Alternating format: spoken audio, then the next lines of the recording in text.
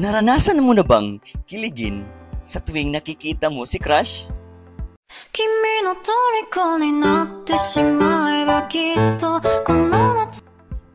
Pero paano kung gusto ka rin niya? Yes! Yes! Yes! Narito ang ilang malinaw na senyales na gusto ka rin ng crush mo. When?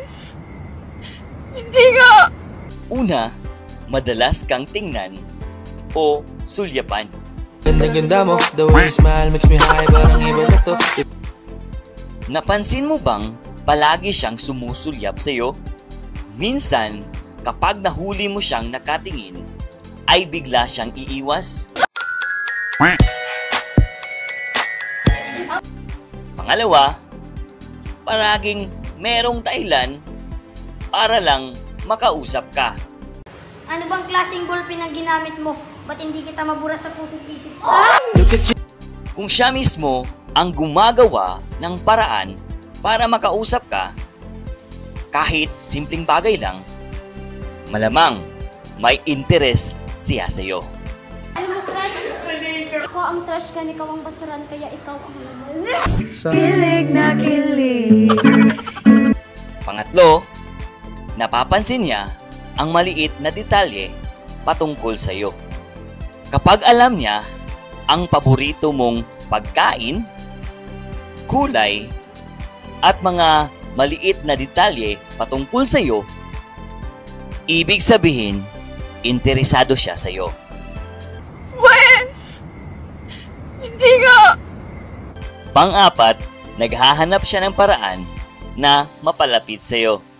Ang pera nilikha para pambili. Sana ikaw nilikha ka para sa akin. Bigla na lang siyang lumalapit sa grupo mo. Sumasabay sa lakad mo. O nagpaparamdam kahit hindi mo naman siya tinatawag. Panglima, may special treatment sa'yo. Susi ka ba? Bakit? Susi ka na yata sa pagmamahal mo sa... Mapapansin mo na iba ang turing niya sa'yo kaysa sa iba. Baka maalaga siya or madalas kanyang tulungan.